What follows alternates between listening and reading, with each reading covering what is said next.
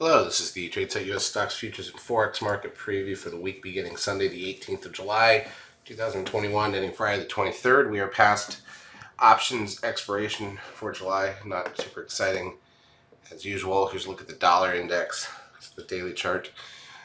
Just kind of hanging out, did nothing this week, but again, the key thing here was that 13 buy signal right at the bottom that curled up and went right back to the target, which is that green static trend line. So that signal worked. Sorry about that. That signal worked properly, but now we haven't done anything for a couple weeks.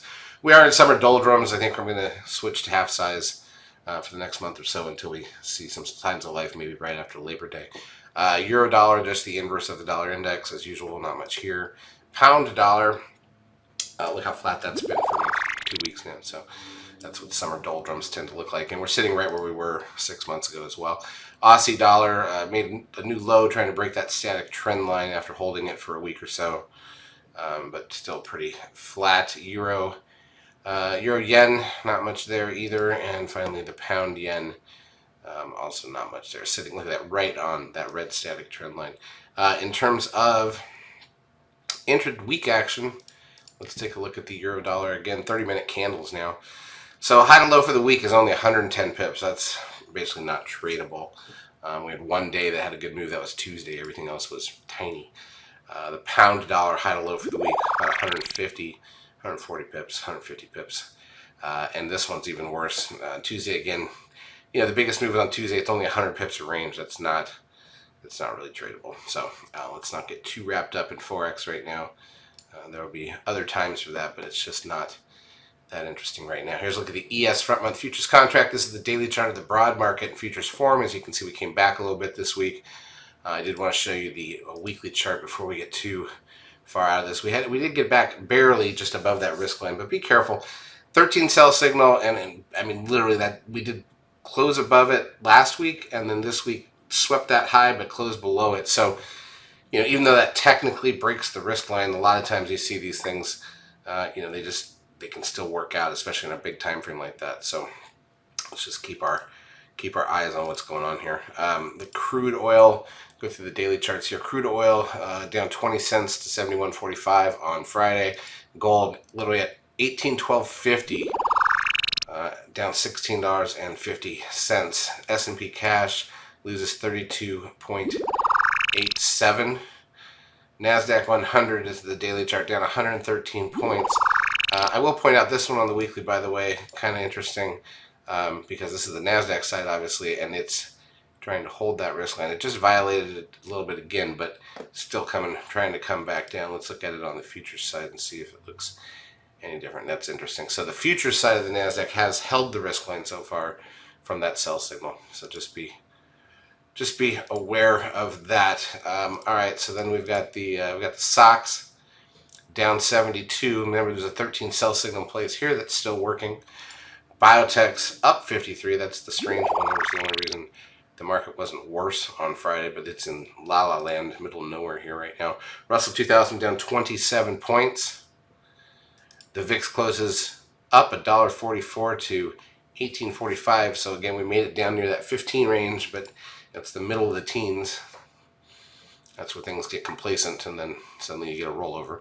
The trend closes up 1.72, or at 1.72, puts the 10-day at 1.27, which is not a signal, although that's pretty high, and there is a big reading coming off this week that'll lower that 10-day moving average fairly quickly. Nasdaq volume barely got to 4 billion shares, which is one of the lighter days of the year, and that's really strange because it was options expiration. So usually you get extra volume, and we didn't. Advanced decline ratio on the Nasdaq, negative 1589.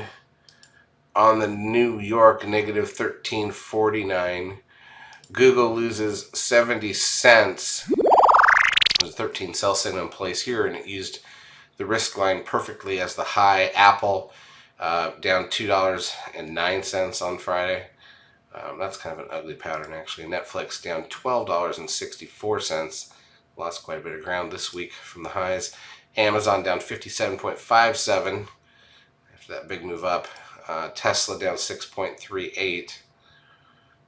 Not much there. Been sitting here for a while. Facebook loses $3.30. And remember, there's a 13 seeker sell signal on that. This one too, we're short on this one. It's working. Zoom was up $5.16, one of the few stocks, but it's been down most of the week.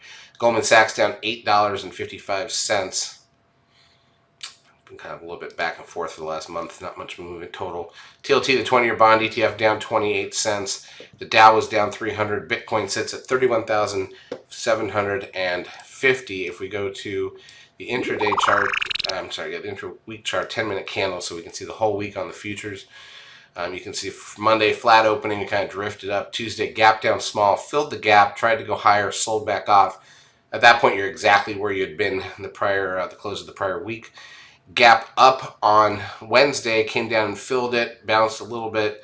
Now you're just up a couple points for the week. Thursday, you gap down, never filled the gap, sideways, tried to break lower, came back late in the day, so now you're down a little bit for the week. And then Friday, we gap up, almost filled the gap from the prior day, came back down, filled this gap, and then late in the day on Friday, an options expiration, kind of weird and rare, we sold off sharply. So we're down for the week, but most of it was on Friday, which is options expiration. Here's the Nasdaq side, also sort of the same pattern there, really. Market's just kind of exactly in sync for this whole move. All right, now in terms of the week ahead and the economic data, so we don't have options expiration anymore, obviously. Sunday, Rightmove HPI out of the UK. These are all Eastern Standard Times.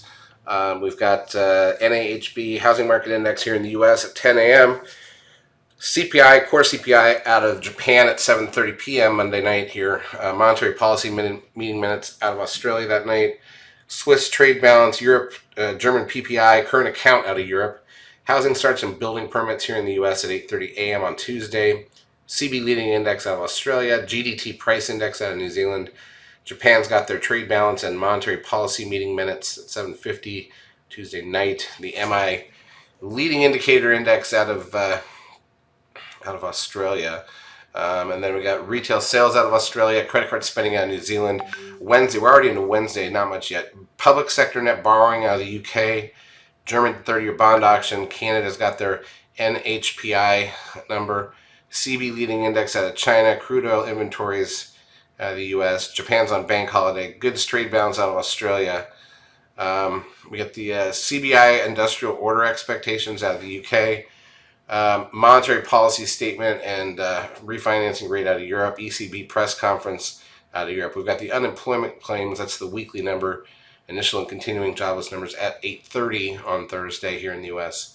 Consumer confidence out of Europe, CB leading index here, existing home sales here at 10, natty gas at 10:30, of course.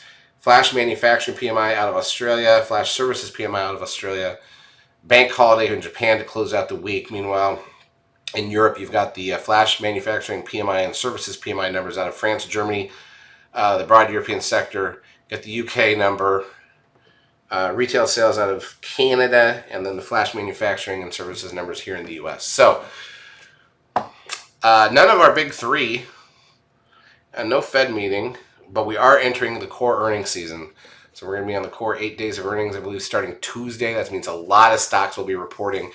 And it's going to be really interesting to see how they go. A lot of people are expecting some of these stocks to blow out their numbers, but it's really going to be the guidance for the upcoming quarters that's going to matter.